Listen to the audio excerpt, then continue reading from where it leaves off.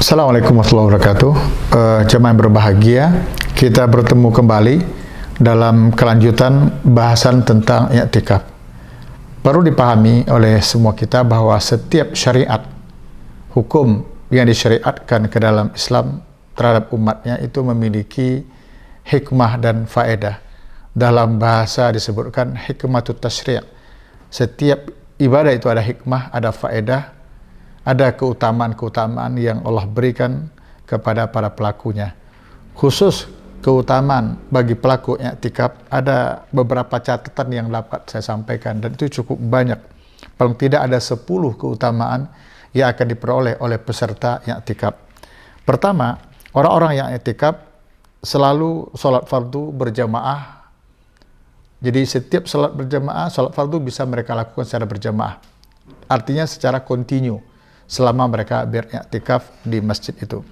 Yang kedua, dapat melaksanakan sholat dengan khusyuk, karena mereka sudah mulai memutus mata rantai, istilahnya memutus mata rantai dengan hubungan-hubungan yang bersifat duniawi, karena mereka fokus beribadah di masjid.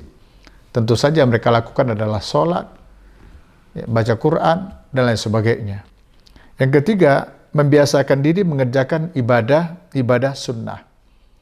Kalau selama ini mungkin alasannya karena sibuk dan sebagainya, bisa jadi qobliyah ba'diyah tidak maksimal dilakukan. Tetapi dengan beriktikaf bisa mengerjakan sholat rawatib, qobliyah ba'diyah, bahkan sholat duha, sholat malam, dan sholat sunat lainnya. Kemudian yang keempat, mereka dapat mengerjakan sholat pada saf-saf utama. Iya, semua kita sudah tahu bahwa saf pertama lebih utama dari saf kedua lebih utama dari saf ketiga, begitulah seterusnya. Bahkan dulu digambarkan sekiranya bisa didapatkan saf pertama itu melalui undian, rasanya ada di kalangan sahabat itu yang ingin mengundinya. Sedemikian rupanya, besarnya, utamanya berada pada saf-saf utama itu, termasuk saf pertama tentunya.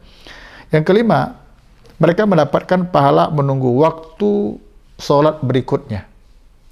Misalnya dari asar, mereka tidak kemana-mana. Habis sholat asar, mereka berzikir, membaca zikir sore contohnya. Setelah itu mereka lanjutkan dengan tilawah Quran sampai nanti masuknya waktu maghrib.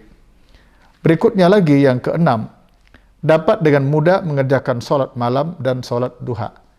Iya, betul demikian. Karena mereka sudah berada di masjid dan sudah mempersiapkan diri untuk melakukan ibadah yang agung itu. Yang ketujuh, dengan mudah mereka dapat menjaga ibadah puasa dari hal-hal yang dapat mengurangi nilai-nilai ibadah puasa.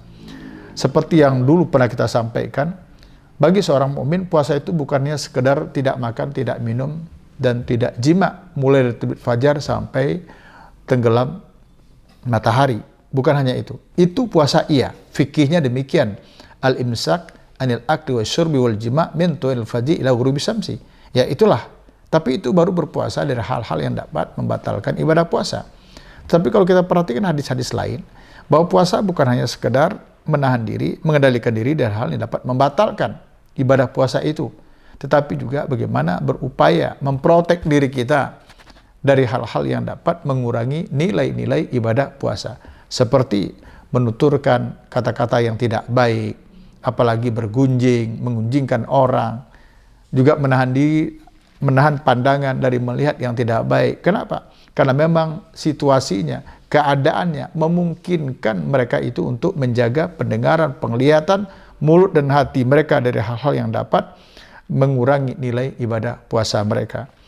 Kemudian yang kedelapan, para mu'takifin, peserta i'tikaf, dapat melatih diri bersabar dalam menjalankan berbagai ketaatan kepada Allah. Subhanallah, apalagi i'tikaf yang terkoordinir di salah satu masjid yang sudah termanage sedemikian rupa. Masya Allah, mereka bisa melaksanakan sholat malam, bahkan dilakukan secara berjamaah dengan ayat-ayat yang panjang. Ada waktunya mereka semuanya baca Quran, ada waktunya mereka untuk berdoa, dan juga ada waktu mereka untuk beristirahat tentunya. Nah ini penting. Ya. Kemudian yang kesembilan, para peserta i'tikaf dapat melatih diri bersabar dalam menjauhkan diri dari hal-hal yang dilarang oleh Allah dan Rasul-Nya. Ini semuanya ini dikondisikan oleh tempat mereka memang tempatnya masjid, tempat yang memang diperuntukkan untuk beribadah kepada Allah, dan mereka ada di situ.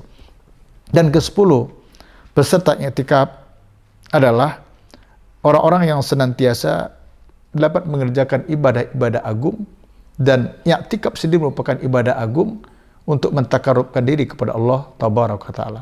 Oleh karena itu, hadirin para jemaah berbahagia, berbahagialah Anda, berbahagialah kalau Anda dapat mengikuti i'tikaf secara permanen, atau yang paling tidak yang semi permanen yang kita sampaikan sebelumnya. Dan ini penting, karena tidak semua kita mendapatkan kesempatan, tidak semua kita punya kekuatan, dan tidak semua kita juga punya kemauan untuk melakukan itu. Karena itu kita patut bersyukur kepada Allah ketika Allah gerakkan hati kita untuk ikut beriktikaf. Allah berikan kita kemampuan, Allah berikan kita kesempatan. Walhamdulillahirabbil alamin. Syukran.